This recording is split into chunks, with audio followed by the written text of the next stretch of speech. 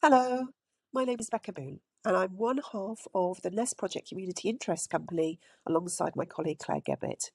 And recently, we have delivered the Skills for Swills project, which has been funded by the National Heritage Lottery Fund. This video is going to tell you about what our objectives were, what we did, and how we evaluated that project. So our objectives were primarily to conserve this wonderful heritage of these very rare baskets, the swill and the cran. Only a few people in the whole country know how to make them now. And we wanted to really educate people, especially the younger generation and their families, about this lost heritage, and then engage with these communities, especially in these areas of where the industry was happening in Great Yarmouth and Lowestoft. Throughout the project, we would promote sustainability and make it as always accessible as we can so that all can have a share. And at the end of the project, we wanted to really create some resources so that the project had a life of its own after it was completed. So at the beginning, we wanted to really research this wonderful heritage of the basket weaving industry that was happening in that particular area of Great Yarmouth and Lowestoft, connected to the fishing industry. And the best place to start was really by interviewing the living memories that people had, which were the people that attended the Age Connect group in Great Yarmouth. And by attending Age Connected, we talked to those people and made videos of their memories. And they had some really interesting things to say about their childhood memories of, seeing people involved in the fishing industry, seeing the boats, and as part of their everyday life, these memories at that time. In addition to that, we interviewed Terry Bensley, who was an apprentice making baskets from a very young age at the basket makers place, Stanley Bird's in Great Yarmouth. So hearing his first-hand accounts of making baskets and obviously recording those for posterity was really interesting. Then once we'd got some information and research about the wonderful industry of surrounding these baskets, we took that information into school and we visited 5 different schools and around the Norfolk and Suffolk area. And it sort of provided a very immersive experience for the children where they sort of basically engaged in several activities throughout a whole day.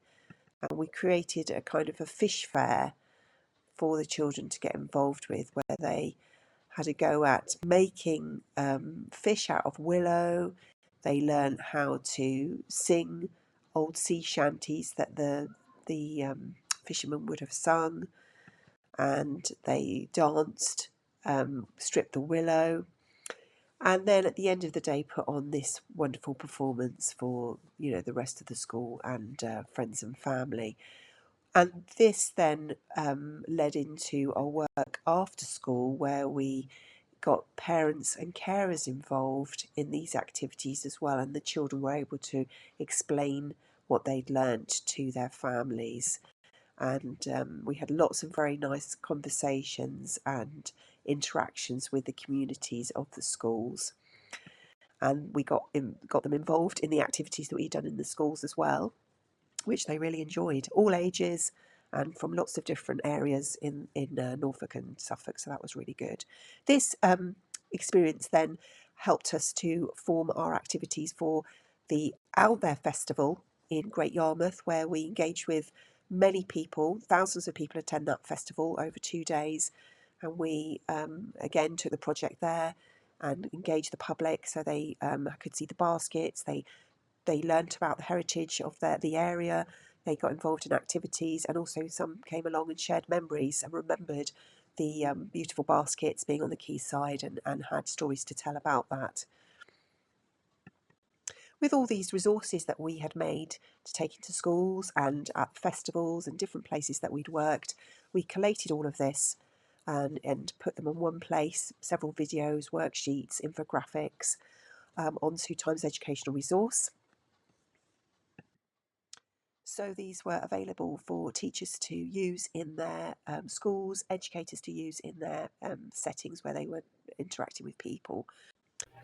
Hi, I'm Claire. I'm the other artistic director of the Nest Project CIC, and I help to deliver this project too. So we got to the point where we had all the lovely online resources ready, all our videos, they'd been subtitled and put into sign language as well. We'd had them checked with visually impaired people, and we wanted to launch this to teachers. So we put on a continuing professional development session after school, and we invited teachers all across Norfolk and Suffolk to come. So the launch event was lovely. We spoke about the heritage. We invited other heritage partners to come along, and we delivered not only the online resources, but we also, from feedback from the teachers, had developed this idea of that you could loan the cran and the swill basket. We called it a heritage in a basket loan scheme, and inside the basket, as well as all the lovely resources, were things like role play items for the children to dress up and to get involved with that willow weaving and fishing industry heritage. So that was really everything that we did as per our application and as per the project. And then following on from there, you will now see a few slides which talk about our evaluation of the project. It really was a multi-generational project, and it engaged a wide range of the community. After Age Connected, we went to 6 different classes in school, so the other end of this spectrum, and those children ranged from year 2 to year 5, so that would be ages 5 to 10. We also connected with their parents, their grannies, granddads, aunties and uncles, and the wider community at the after-school events. In all, we worked with 145 children from 6 different year groups in 5 schools, and that would have become approximately 1,000 people who'd had contact with the project via the school communities that we worked with. But as well as age, a wider range of people got involved in the heritage of East Coast willow fishing baskets in terms of ethnicity, nationality, language and historical connection to the area. For example, 58% of our participants, who were all from the area, were not originally from Great Yarmouth, Lowestoft or Norfolk or Suffolk, and 32% used English as their second language. We really saw evidence that the project enabled new learning and new skills. So firstly, we worked with the 33 trainee teachers, and then later in the project, we provided a continuing professional development session, which was attended by 18 teachers. The purpose of these sessions was to test out the learning resources, which we developed whilst we were in the schools, and secondly, to emphasise the importance and benefits of including local heritage in children's learning. So in our feedback evaluation with the teachers, 27 of the 33 trainees said they agreed strongly that the session had helped them value and feel connected to local heritage. 23 of the cohort agreed that they felt inspired and confident to plan a heritage day at their school. Regarding the children, it was interesting to note that none of them had tried traditional dancing or willow weaving before. They had sung sea shanties, and we think that's because in lockdown a sea shanty went viral on TikTok. But to evaluate the children's responses to the project, we asked them to put fish in a basket when they could tell us something new that they'd learned about their local history. And we took this as them demonstrating that they'd learned new skills, feeling more connected to the willow weaving heritage of Great Yarmouth.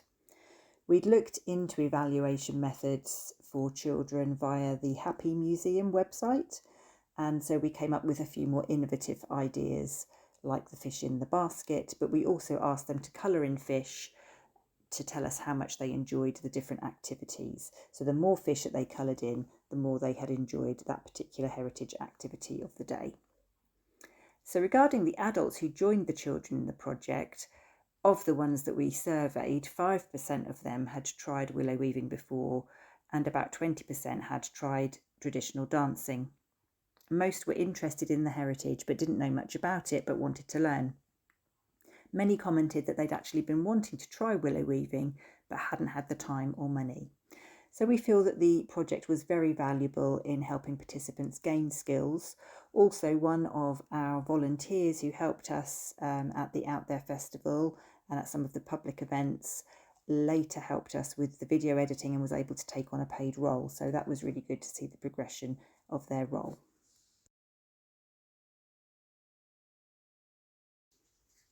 We were able to talk to the children about sustainability of using materials like willow, which are natural and grow each year. They capture carbon and they make environmentally friendly products. So we could do that at school. But the most positive environmental impact that we had was our work at the Out There Festival in Great Yarmouth, where we invited the schools that we'd worked with to come along, and we also worked with the general public. So we were part of the Climate Cafe section of the festival, and as the public worked with us to create a giant nest made from willow, they were able to see our heritage displays, and they also tried willow weaving. But they also made a nature pledge to tie to the nest. So it was great to see that at a fun event, families could spend some time considering what they could do for nature and the environment.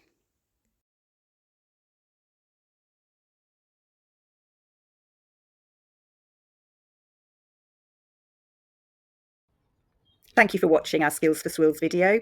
We hope that it's given you some insight into how we organised and planned the project, and also that you've seen the value of the project through the evaluations that we did.